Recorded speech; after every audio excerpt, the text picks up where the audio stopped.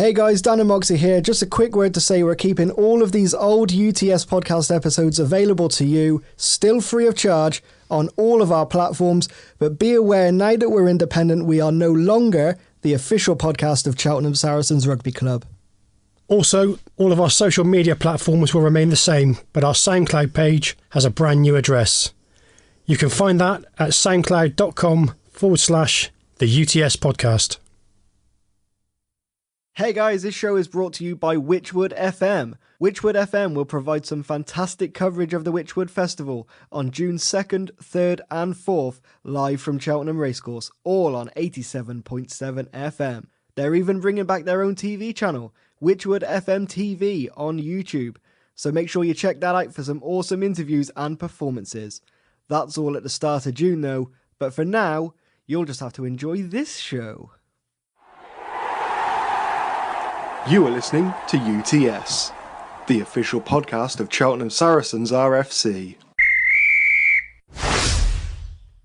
Hey guys, come on in, put your feet up, chill out and relax, whatever you're into. This is the UTS podcast. This is our first bonus show of the month, focusing on the second and the third teams. I am your host, as always, Dan Lodge, joined by Mark Moxie Collier. Hello. And we are coming to you live, almost, from the University of Gloucestershire's Park campus. Before we get into it, let us remind you that this podcast is entirely amateur. It's organised, recorded and produced entirely by volunteers, and we bring this show to you on the first Friday of every single month, with of course the occasional bonus episode just like this one, and you can find it at utspodcast.com, soundcloud.com/Cheltenham Saracens RFC, and on iTunes. All we ask in return is that you share it on social media. Facebook about it, tweet about it, text somebody, Snapchat, WhatsApp, whatever you use, just let people know that you're a regular listener. And if you have a local business in the local area and you want to support the show while advertising on the cheap side of things,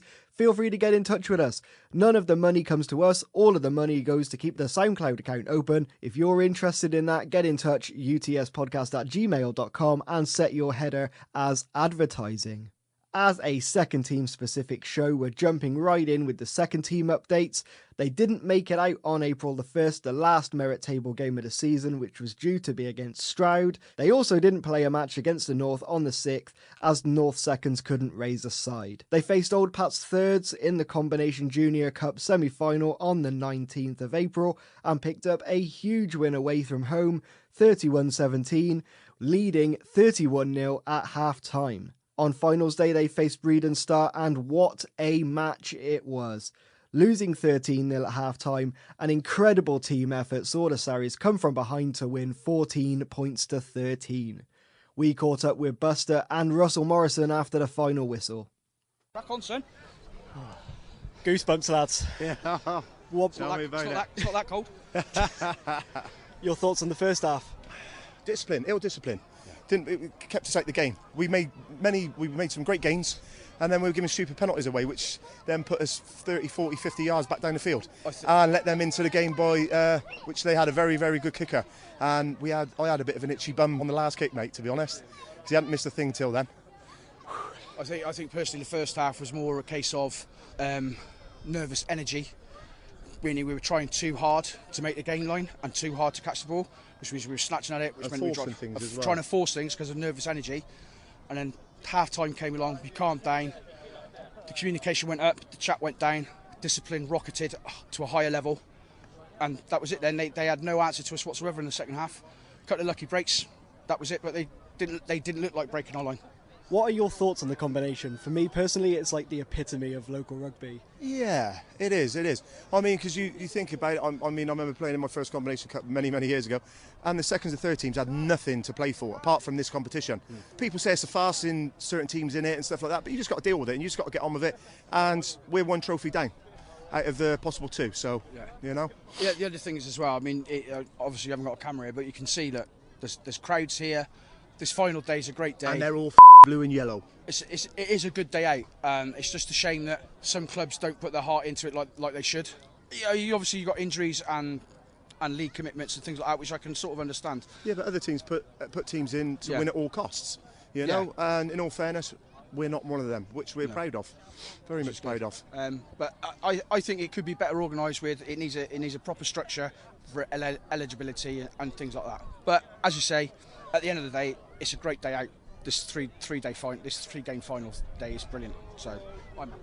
We heard JC mention there in the final team talk. How much was that of a motivator for the boys?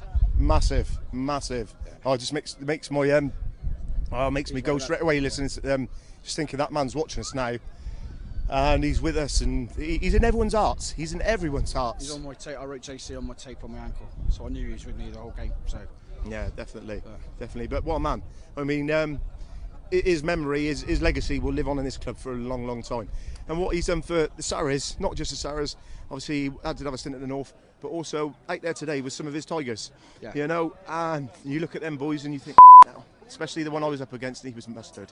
Is that Joe? Joe Carolan, awesome player. Yeah, played for Bredon lots. Yeah, run the show. Yeah, he's a good player, very good player. But we performed brilliantly against a very good side. But right, let's go get. Busted mentioning JC's impact on the Sarries, especially the second team. And as a bit of an Easter egg, we're going to throw in the team talk after the second team final win.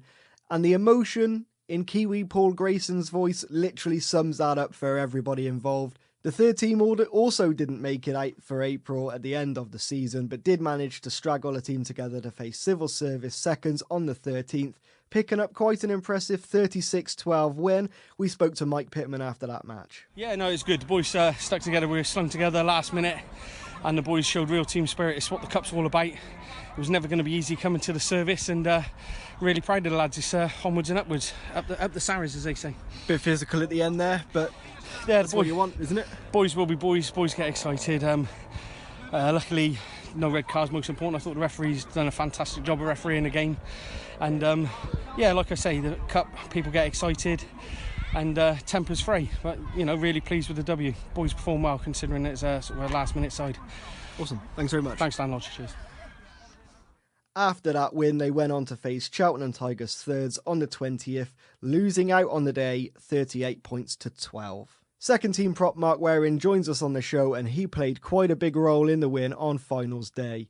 Mark has been with the club for quite a few years, and in the later stages of the season made a bit of a step up to the first team due to the number of injuries in the forwards.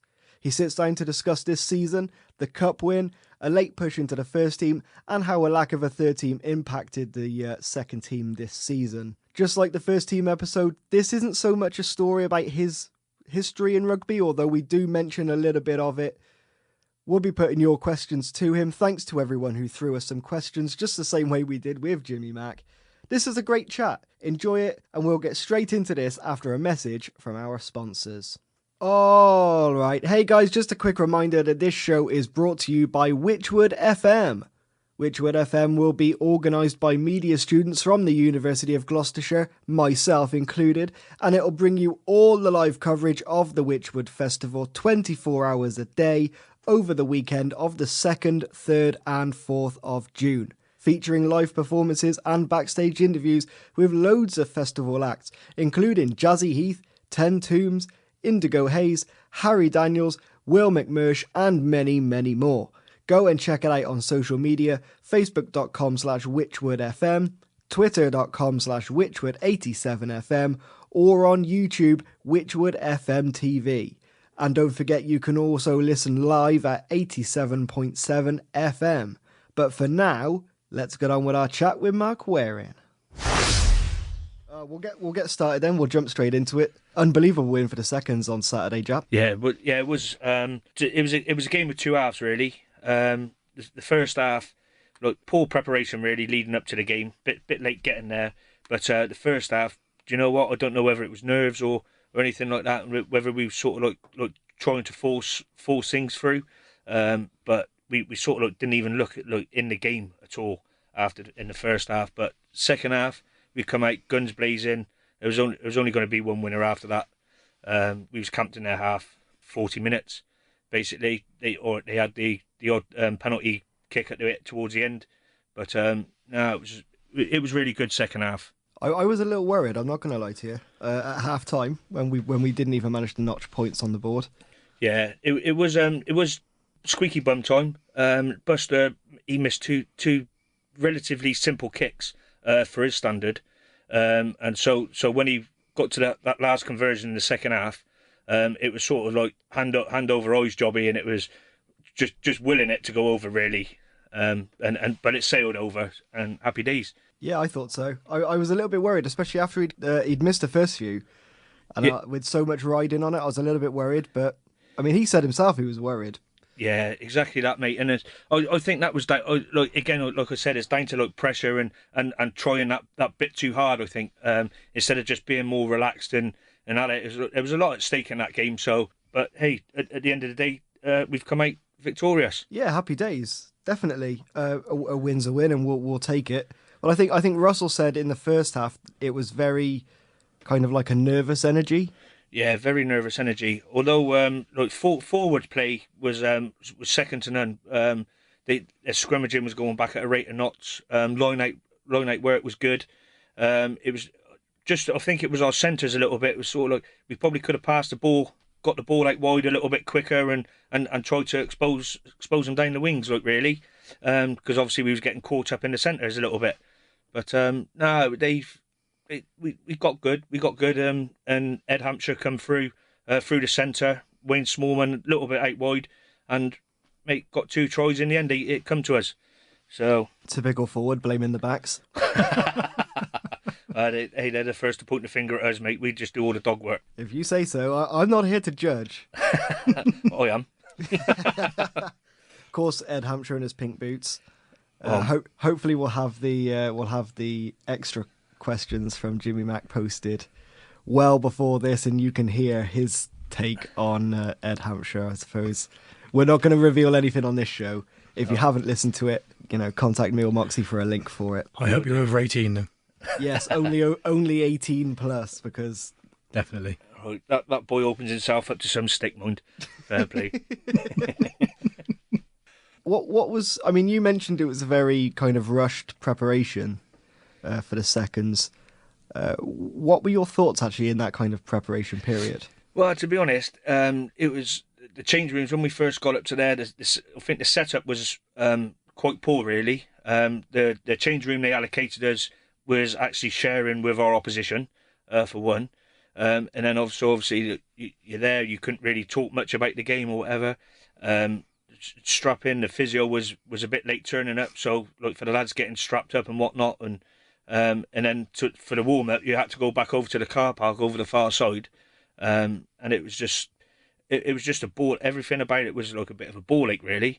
How can you have both teams in the same change room? Well, this is it, and I'll tell you what, the changing rooms wasn't even as big as this studio, to be fair. So, and you've got 18 lads in there trying to get changed, standing all on top of each other, with a partition with an open door, no door on it, and everybody's and you've got all the Bredon lads in there as well. So, and it was just a farce, mate, really. But to put our prep back a little bit, and it took us 40 minutes to get going into the game. So incredible stuff, really, to think about that.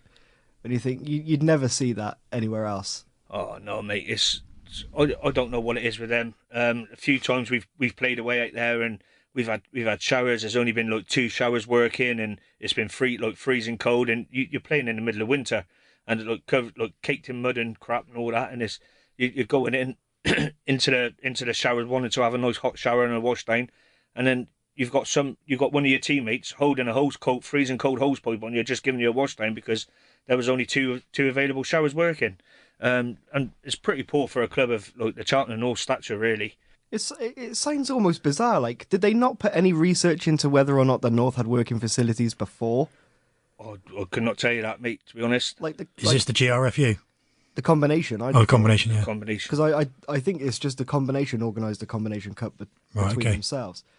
So at no point did somebody say, in order to host, you've got to have, X available facilities. Yeah, obviously we don't get involved in all that as players, but all we was aware. Our chairman was told they'd have a changing room ready for us for 1:30, prior to the 3 o'clock kickoff. So, well, that was that. We'll take it though. A win is a win, obviously. Obviously, you mentioned we didn't put any points on the board at half-time. What was kind of going through your head at that time? Well, it was a case of then you're looking and thinking, if we can keep the score to a minimum, then obviously, like, if it's an unreachable target, we knew we had like scores in us, but it was just like how many we could score really. Because to be fair, they had quite a resolute defence. To be fair to them, to Bredon, and like forwards, well, their 10 was like position wise getting them out of danger quite a lot of time with his kicking. Like fantastic. That kick, that penalty kick at the end in the second half, the end of the second half, where like you would have put your mortgage on him, scoring them points and winning it for him at that crucial time. But to see it sail wide was like music to the ears. Last kick of the game, wasn't it? Last kick of the game, yeah. But it was heart in mouth time, wasn't it? It was, especially because the original penalty was 10 metres behind. But obviously a bit of ill discipline from Wayne Smallman himself, which obviously got marched on 10 metres, and then obviously that was like in range then, quite central of the post as well, and that was like proper like tongue-in-cheek jobby. It was like, oh no, Wayne, if this goes over, you're going to get your ass kicked, son. But no, for him it was somebody was looking down on him that day, and the ball sailed wide. We just about got away with it. We did. Would you say on the whole it's been a good season? It has been a good season. Very up and down. It's been emotional. There's been certain things going on inside the club. Obviously with past coach JC passing away and things like that. Obviously that was a big hit on the season. A lot of injuries for first team players. So obviously leaving a lot of second team players to step up to the first team squad, and not disgracing themselves, playing really well. And obviously a few of them's kept their sort of spot in there. So hence it sort of like left the seconds, not every week, but some weeks we were sort of like breadline, like with a bare 15 and whatnot. And that's only down to injuries and people going away and things like that again. But yeah, on a whole, absolutely fantastic season, I think. Special mention to Paul Grayson, aka Kiwi. Absolutely phenomenal for what he's done for the seconds, phoning around, even for the odd third team match that was going on. He was organising that as well. Even a third team combination cup, he was assisting Simon Bettridge and Cressy Creswell, organising the side with that. So to be fair, mate, plaudits go out to that guy. Absolutely fantastic he's been this season. It was funny you mentioned him, actually, because he swore to God, I think, the end of last season, that he wasn't going to keep doing it. He loves it too much, doesn't he? Well, the good thing about that is if he's saying that, he keeps saying that he's not going to come on the podcast, so maybe he might change his mind on that. Hopefully, if he is listening, feel free to come on at any point, Kiwi, because that would be a great chat. He keeps saying he has nothing to talk about. Maybe after the Lions beat him 3-0. Yeah. And I'm assuming if the Lions lose, potentially if it happens 3-0, I'm assuming he's then banned from the pod. Any chat at all. But no, he keeps saying he's got nothing to talk about. I to be honest, I'd say he, growing up and seeing the contrast between rugby there and rugby here, I'd say he's actually got quite a fair bit to talk about. He should have. I'd say that'd be quite a good comparison, quite a good conversation. Well, especially his time at Cheltenham as well, because Cheltenham was quite at their peak then at the time when he was playing for them, wasn't he? So yeah. So get in touch, Kiwi. Get in touch. We'll have you on the show. Doesn't have to be in the studio. We can do it at the club. We've got all the mobile kit. Let's make it happen. Obviously, we've struggled to get a third team out this year. On a regular basis, at least. We've played maybe 3 or 4 games at the most. Would you say actually not having a third team has made availability a little bit better for the seconds? I'm not sure, to be honest with you. It's been quite frustrating, really. Obviously, seeing the 3 squad this season in the Combinations Cup, because when they was playing out at Civil Service in their first game, I was just looking at the personnel out there and I was thinking, absolutely fantastic 3 squad. Why haven't you been together all season? Why haven't we played more together? And I think if they had played more together over the season, them boys there could have gone on and won the Minor Cup themselves. Absolutely fantastic squad. But to be fair, you can't always push these players to play. It's their discretion, isn't it? So, but I'm a believer. If you sign up to play rugby, then you sort of like committed yourself to that season, really. Do you think they would have beaten that Cheltenham Uni side? Poor Cheltenham Uni side, yeah. The one that played us at KGV. Well, to be honest, I didn't see the game. I was away working, but I heard it was full of like lads that didn't even know each other, and they didn't have that togetherness or anything, and that's a shame, mate, because like the Sarries, we've always sort of like put our genuine sides out, and like you see like Old Pats, Cheltenham, for instance, as well. I think they're all just trying to sort of like knock us off that pedestal a little bit, and they're like pushing, trying to load it a bit. Yeah, and just trying to sort of like do anything they can just to try and get some silverware and take it off of us, and they've got no, because that's the Sarries. The Sarries have got that togetherness about them, and it doesn't matter whether you're playing first team, second team, third team rugby. It's all those lads know each other. They know what they're playing with week in, week out. They're all friends. They've got that togetherness. But Cheltenham, Old Pats, they're bringing in ringers. They're shaking hands on the sidelines, for instance, like 5 minutes before the game. Oh, I'm Jack, I'm Bob, I'm Peter, or whatever. And they just don't know each other, and it's embarrassing, really, for local rugby to be like that. Yeah, it was such a shame to see that.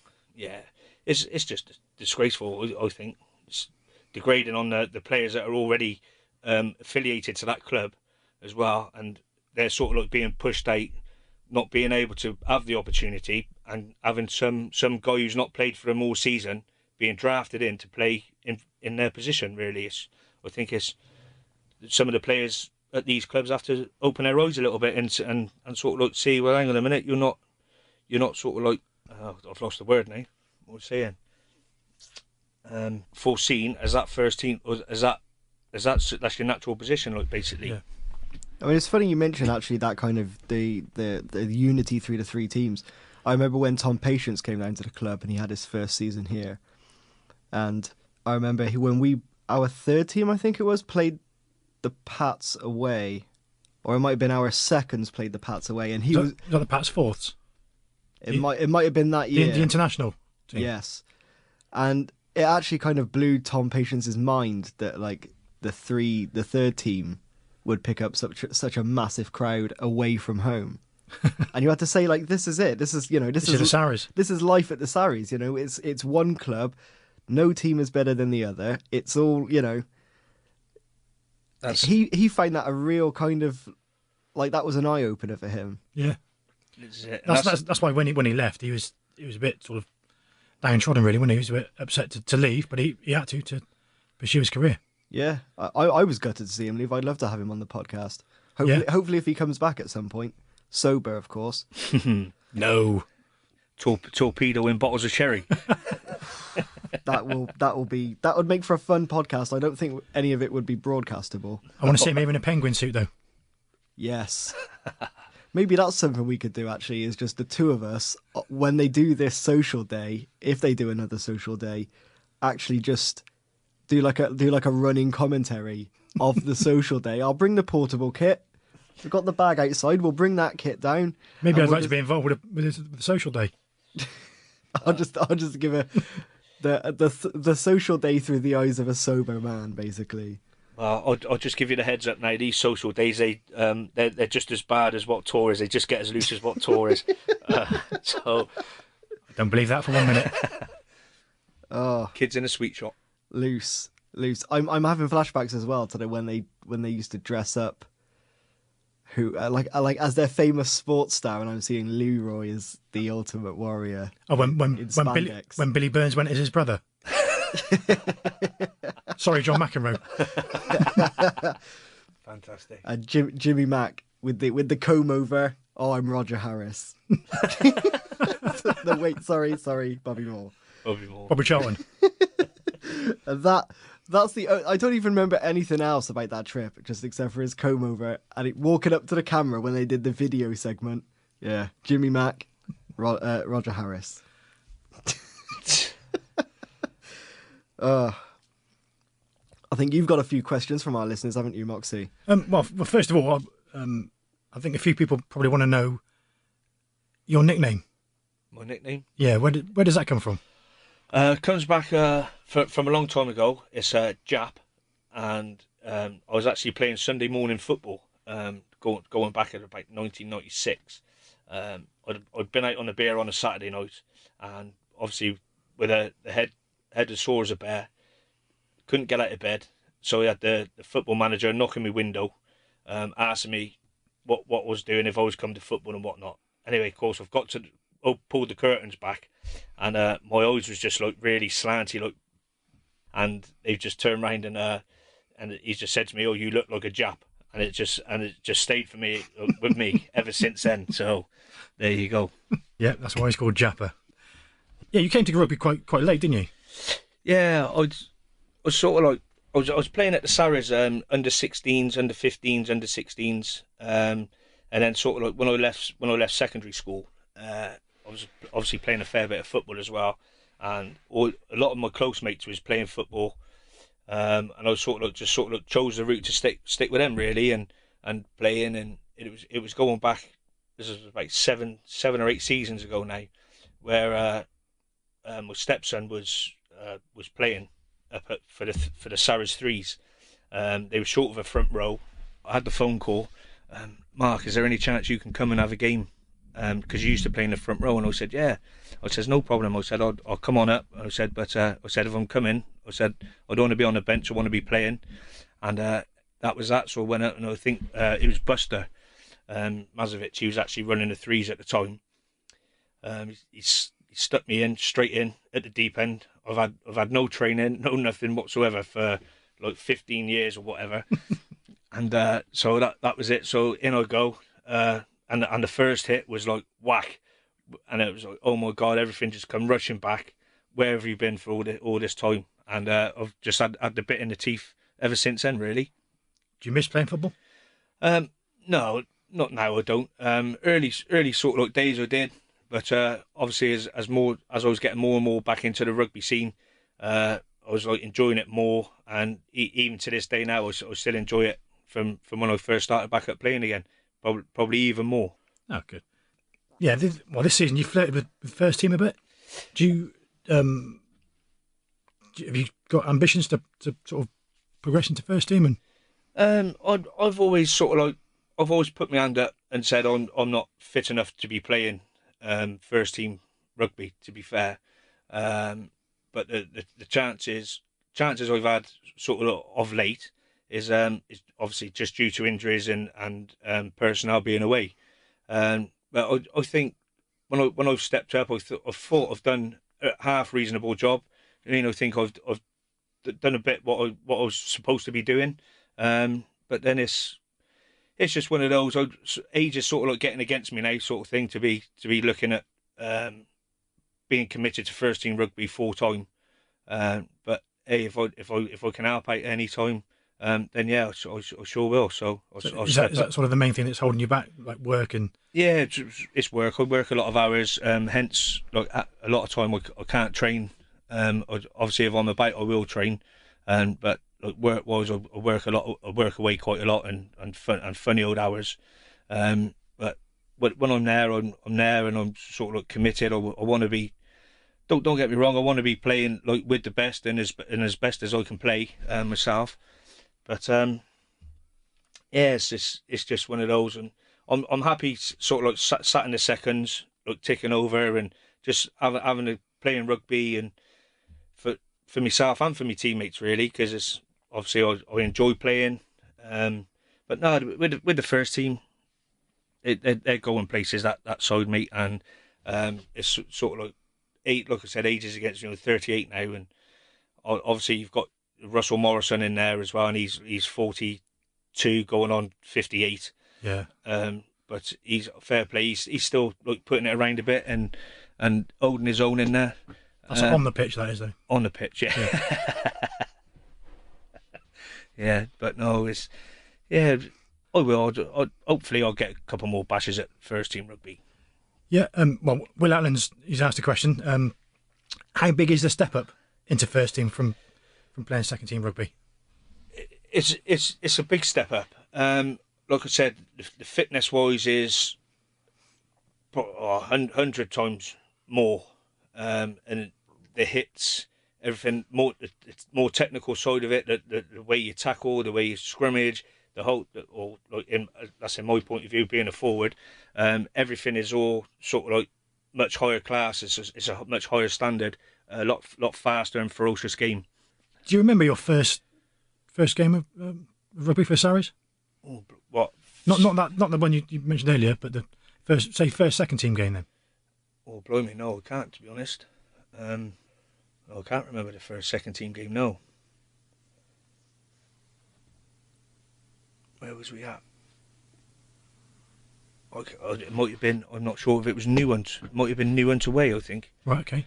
It might have been back then. That's always a tough game, isn't it? Oh, Newent. Yeah, they've come on leaps and bounds over the past sort of like 5 or 6 seasons. They have, right through from their third team, second team, first team. They've sort of gone places a little bit. I think they've sort of hit a bit of a brick wall at the minute. Yeah, they're sort of levelled out now, haven't they? Yeah, they have. Yeah. What about the best game you've played in? The best game? Yeah. Oh, there's been a few. Obviously, over the last few weeks with this combination cup, I'd probably say the semi-final against Old Pats. I'd probably say that was probably the best game I've been involved in. This year. This year, where we've absolutely we went out and we absolutely annihilated them. Was that 31-0 at half time, wasn't it? 31-0 at half time. Yeah, they just couldn't cope, and I think their mindset on that game was they was going to give us like others playing down the hill the first half. Yeah. Try and contain us, keep the score to a minimum, and then their game plan was to sort of like do us in the second half. But we got our noses so far in front in the first half, we just absolutely blitzed, and they didn't know what had hit them, and they had no coming back from it really. Massive hits from Dom Richardson, Ed Hampshire in the centre, absolutely phenomenal, and it was just hitting brick wall after brick wall.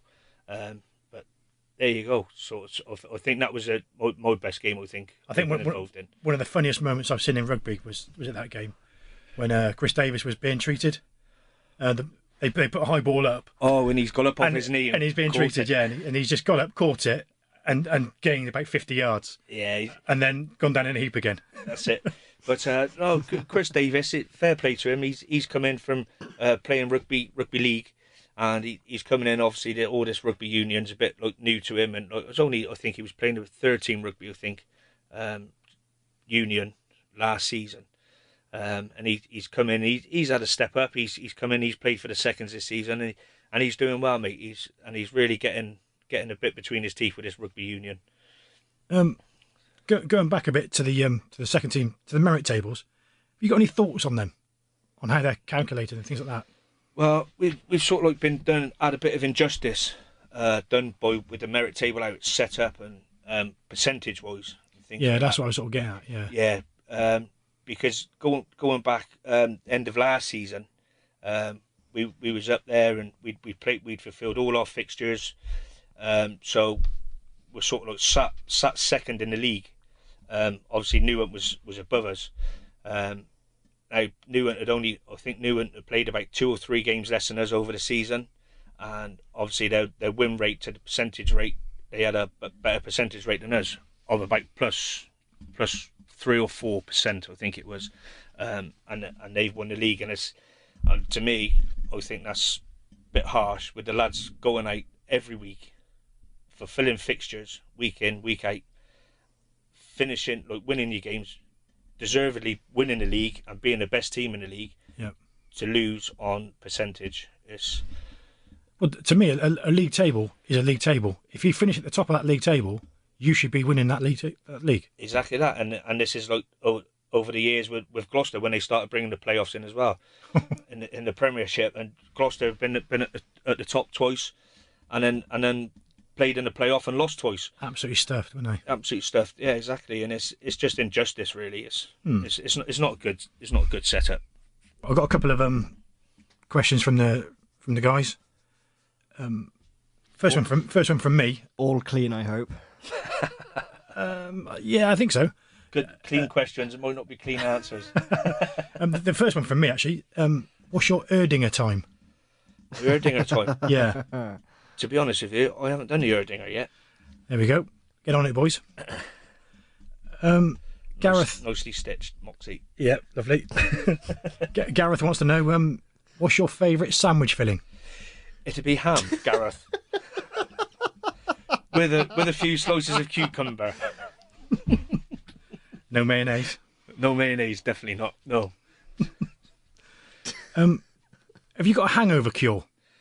A hangover cure is whatever kills, cures, and I think get back on it. Okay. Stan Halewood wants to know why you're not going on tour. Nice one, Stanley. No, it's I'm having a lot of work done on the house, having a new kitchen and whatnot. So the missus and all the girls are away in Portugal. So whilst they're away, I'm going to be sort of doing a lot of work around the house, and that's fulfilled my weekends really, and at the minute. So give Joe White a call. He'll get Kieran and Ryan round, and they'll sort that kitchen out for you. Oh, blimey, no! I've got Terry Beaver coming round. They'll dismantle it for free. Yeah, I'm sure. Yeah, I do want walls left up. Here's a serious one from Jimmy Mack. What does a second team need to be able to win the league, having been so close the last 3 years? Just the lads need to be more dedicated to a bit of training. They need to get training more often, as a team, as a squad, because there's only over this season or the last few seasons. There's like, I think a few of the lads think, oh, we've got our places cemented in the side, but they need to get training and to see how everything's working, because on a match day sometimes it clearly doesn't show that everybody's singing off the same hymn sheet. But no, that's what we need to be aiming at really. And another part to that one, who would you like to see as the full-time second team captain? Oh, blimey. I think John Welsh, if he comes back fit after breaking his breaking his leg back in training. I mean, it'd be great to see him back, but I think we're going to struggle. I was going to say, we had him on in, was it February? And I think he thinks it's probably game over now. It's not just a physical wounds, is it? It's not. Talking to him over the last few weeks, obviously he's had his pin out of his leg and whatnot, and he's been told he's all good to go. He can carry on, get some good rehab behind him, and they've told him that he can carry on playing rugby again as of next season. Happy days. So it's just more like mindset now, and he's sort of telling me he wants to get back into it and he wants to play. So yeah, I hope so. And because he's got the talk, he's got the lads behind him. He's a good communicator. He give you a slap on the back. Do you know what I mean? He get you up for anything, and yeah, he's a good motivator, Skase. Well, he's great both on the field and off it, isn't he? He is, yeah, and he's a bit of a party boy, isn't he, off it, and bit of a Jack the Lad and a joker and all that, and it's good for the younger lads as well, because it's like he's one of those that go around and he'll talk to everybody. He won't just sort of see a new lad come into the club or sit in the corner on his own, and he'd be the first one to introduce him all to all the lads and get that newcomer involved, and I think that's what you need really. I think we got sort of one more. Who would win a straightener, you or Joe? There's only one winner there. Well, my money's on Joe.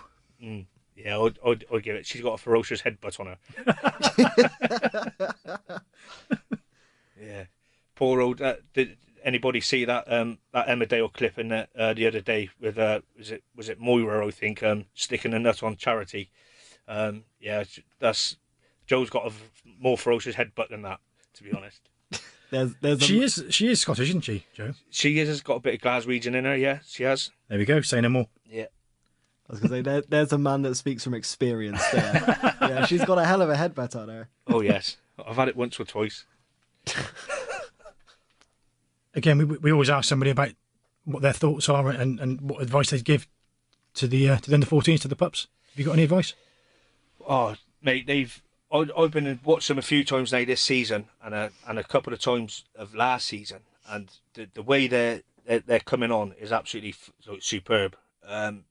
Considering a lot of them never even played rugby till they come up to the club, and they've got together, and just looking at them boys now, just keep your feet on the ground, keep listening to what the coaches are telling you to do, and just keep playing with each other. Just keep that mentality going, and just you'll go far, boys. And it's up to you whether you want to sort of like take it into senior rugby.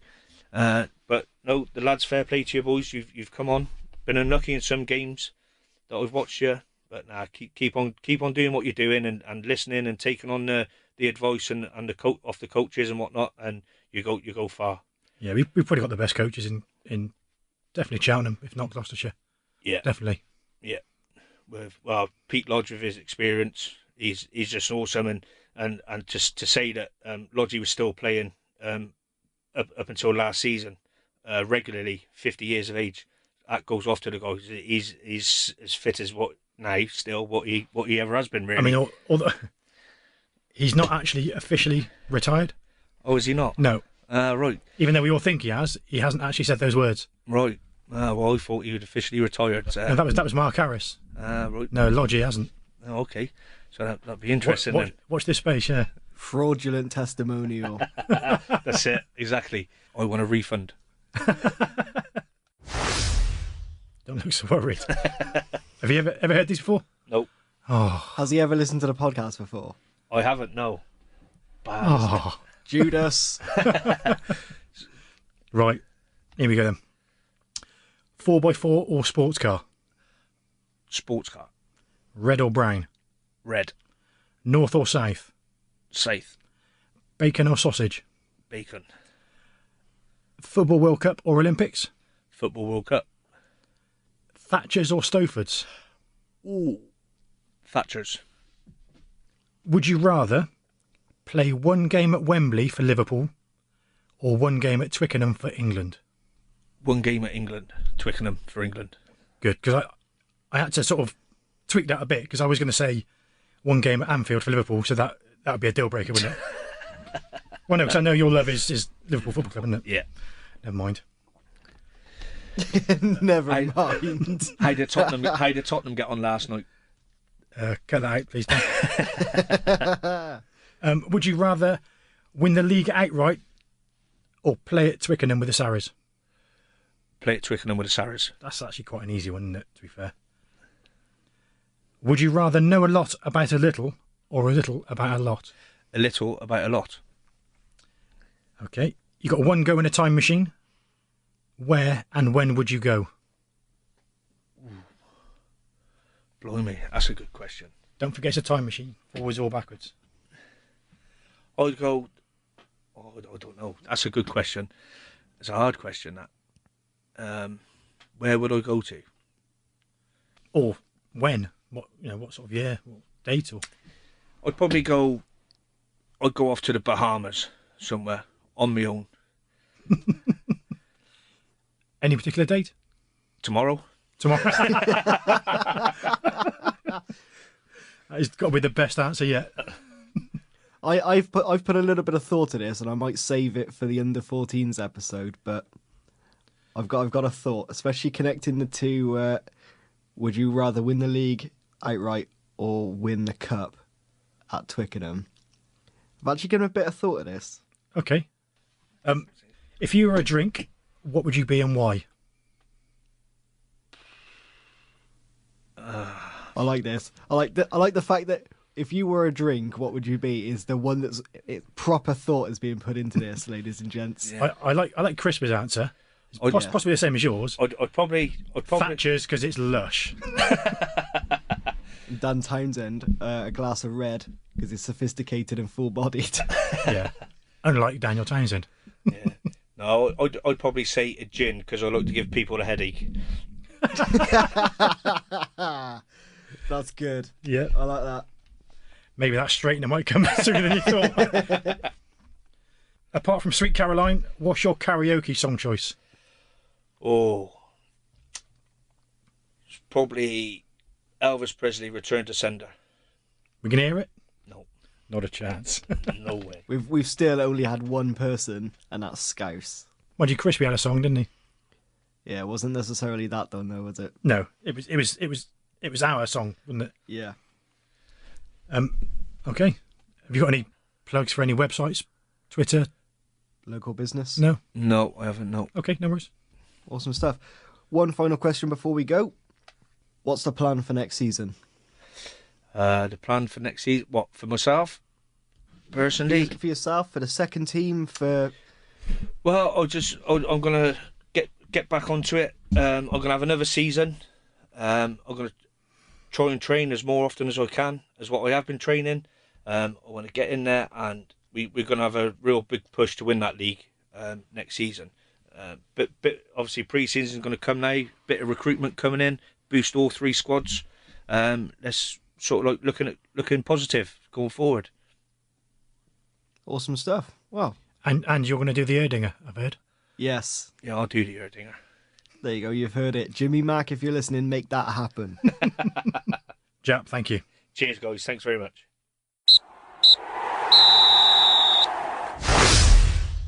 Safe to say, Mark Waring is a very, very good guest. Always chatty, which always helps. Takes us off the pitch rugby, socialising just about as seriously as he takes us on the pitch rugby. And maybe that's something we've lost as a club in recent months. Hopefully we'll get back to that. It's always a great atmosphere up the club, and as Jimmy Mack said on our first May episode, that's something we need to keep going. We've definitely got something special. That's pretty much it for the 2016-2017 season. We don't have any more fixtures now, so we can't bring you any more updates, but we will be bringing you info on the club's pre-season, as well as any social events during the summer, on our June and July episodes, depending on when we get the info. In the meantime, you can keep up to date with the club on social media. Check them out on Facebook and Twitter. Both of those are .com/CheltSarriesRFC. The club has a Pitch Hero page. Go and check that out at pitchhero.com/clubs/Cheltenham Saracens RFC. The club's official website is up and running, but hasn't really been updated recently. Not knocking anyone for that, of course. We are a volunteer club. Some people do have more time than others. Hopefully, though, over the summer it'll get a little bit of a revamp. You can go and check that out at CheltenhamSaracensRugby.com. If you're listening for the first time and you want to keep up to date with everything on the show, maybe some past episodes, you can do that. Go and check us out. Facebook.com/the UTS podcast. Twitter.com, the very same Twitter.com, the UTS podcast. UTSpodcast.com is our official website, and you can check out all of the shows, past and current, like this one. SoundCloud.com/Cheltenham Saracens RFC. We're also on Overcast FM, Podbay, Podbean, iTunes, and there's probably many more. I just can't remember all of them. And don't forget, if you do listen regularly on iTunes, make sure you go and give us a rate and a review and a subscribe. Help us, tell us what you like, what you don't like, and help us to improve our little show. A massive thanks to Mark Waring, thanks to Mark Moxie Collier for joining me in the studio and during the interview, as well for setting it up, again playing the role of middleman, bringing in guests for the podcast. Also a thanks to Kevin McLeod of Incompetech.com for the music bed Motherload, which we use royalty free under the Creative Commons License 3.0. And of course, we say it just about every single episode, thank you so much for joining us, whether you're a dedicated follower or a brand new listener. We've got one more show coming up in May. Hopefully that'll be out in the near future. But until then, feel free to go and check out the other episodes. They're all absolutely free. So download them, listen to them, and keep them forever if that's what you want to do. Thanks again for joining us, and we will see you all very, very soon. And up the Sarries!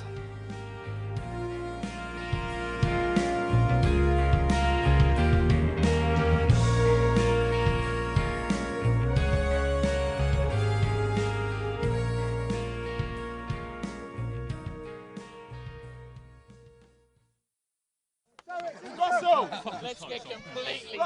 Yes, boys! Yes,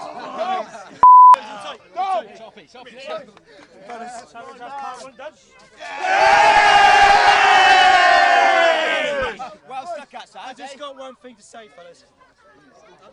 JC, you legend! Come on! Hey, guys, quickly! Guys, we spoke about it at half time. What we wanted, and it was discipline. And you gave me that discipline, and that's why we come back into that game. That's why we turn the game around. That's why they let their staff down. That's why we're Sarries boys. That's why we are.